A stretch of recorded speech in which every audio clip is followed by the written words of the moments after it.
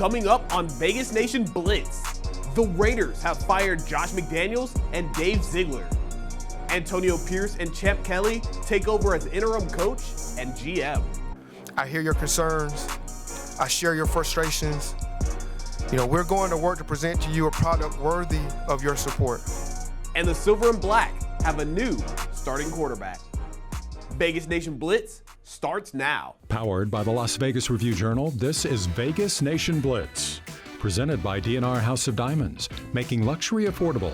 Located in the One Summerlin building in downtown Summerlin. What a roller coaster of a day it has been as the Las Vegas Raiders close out the Halloween holiday with a big announcement in the firing of head coach Josh McDaniels and general manager Dave Ziegler. The news came just after 10 p.m. on Tuesday with a statement from Raiders owner Mark Davis saying, quote, "After much thought about what the Raiders need to move forward, I have decided to part ways with Josh and Dave. I want to thank them both for their hard work and wish them and their families nothing but the best." The McDaniels-Ziegler regime began less than 2 years ago. The team went 6-11 last season and are currently sitting at 3-5. So who will replace them? Linebackers coach Antonio Pierce takes over as the interim coach, and assistant general manager Champ Kelly takes over as the interim GM. But it's a new day, it's a new chapter, it's a new era, it's a new mindset. What is that mindset? It's that of the Raider pride, the commitment to excellence, and making sure our alumni, our fan base, and Raider Nation are proud of what they see on the field. I couldn't be prouder to accept this opportunity as an interim general manager for the Las Vegas Raiders. I'm so eager and excited to get to work. Thank you for this opportunity. I promise you that I won't squander the moment. There were some other moves made by the Raiders. They announced the firing of offensive coordinator Mick Lombardi and named Aiden O'Connell as the starting quarterback after an awful outing from Jimmy Garoppolo on Monday. We now bring in Adam Hill out at the Raiders facility. Adam, what details can you give us regarding the firing of Josh McDaniels, and how did we get here? Yeah, I mean, look, the results on the field have been what they have been. It has not been a good season for the Raiders. They have the 3 wins. They're all against bad teams, and the offense just hasn't produced. The offense hasn't reached 20 points. They're on the verge of historic levels of not being able to generate 20 points in a game. So those things are all clear, but I don't know that that's completely how they got here. Look, players have been expressing frustration lately. We've seen it. We've seen it in the locker rooms after the game.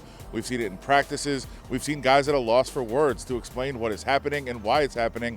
But it sounds like those frustrations have also reached Mark Davis. Some of the players have gone to him. He's had some meetings with those guys to try to determine exactly what is going on with the culture of the Raiders right now, and it hasn't been good. Look, this is something that happened with Josh McDaniels in his first term in Denver, and now it's happening right around the same time, the middle of the second year here, where the locker room seems to have been lost. There's not a whole lot of support for Josh McDaniels in that room, and it reached a point on Tuesday, even though it's a short week, probably not the most ideal time to do this. It reached a point where Mark Davis said, it's got to be done, and he did it, and it sounds like it happened pretty late. Several players, several people in the organization, several support staff were not aware of this until it hit Twitter and they started hearing what was going on, and some of them were reached by media members for comments, and they had no idea what the media people were talking about when they said Josh McDaniels has been fired.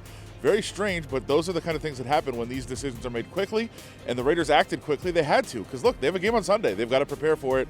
There was supposed to be a press conference this morning. The normal Josh McDaniels speaks to the media on a Wednesday, talking about their future opponent. That's not going to happen. All kinds of chaos going on right now. You see construction behind us. The organization also under construction at the moment, as a lot of changes are coming to the Raiders, and it started last night. Now, we're going to take a look at social media shortly, but the fan reaction to the move seems overwhelmingly positive. So what are your thoughts on the reaction? Yeah, look, I mean, be careful what you wish for, I think, is the first part of this. Obviously, fans were not happy with the direction that things were going in, and that's clear, and people have expressed that. I get that, but it's not easy to just change coaching staffs, especially your entire offensive staff. The play caller and Josh McDaniels is out. The offensive coordinator, Mick Lombardi, he's out. Defensively, kind of things stay the same with Antonio Pierce just being the leader, Patrick Graham running things, but this is not an easy situation to just say, all right, we're going to throw in a rookie quarterback, we're going to throw in a change to the offense, and things are going to get better. There might be a little bit of boost. That's what usually happens when a team replaces a coach. There might be a quick reaction and players getting fired up a little bit, but you can't just fix this by just cleaning house. It's going to be a long process, so I think fans should be a little bit more tempered in their expectations, but they had reached a point where they just wanted to move on.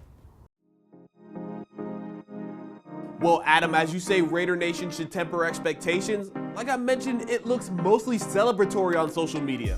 A ton of fans rejoicing that Josh McDaniels will no longer be the Raiders coach. We even got a victory plunge. I thought those were reserved for game day wins. Raider Nation is absolutely not shy about letting their feelings be known. D&R House of Diamonds is Las Vegas's elite private office jeweler, the perfect bridge between internet pricing and a traditional brick-and-mortar jewelry store. We specialize in loose diamonds, natural and lab-grown, engagement rings, fashion jewelry, custom design, and jewelry repairs. We operate by appointment in our beautiful offices in the One Summerlin building, downtown Summerlin. Our great relationships with the world's largest diamond wholesalers and our low overhead saves you hundreds, if not thousands, on your purchase. Now let's take a look at some of the numbers from the Raiders' loss in Detroit. 0. The number of completions to wide receivers before halftime. 1. The number of offensive touchdowns from the Raiders, and the number of catches for Jacoby Myers and Devontae Adams. 2. Josh Jacobs, Austin Hooper, and Hunter Renfrow led the Raiders with 2 catches each. 3. Turnovers forced by the Raiders' defense. 6. The number of times Jimmy Garoppolo was sacked on Monday. 10. Total Jimmy G completions.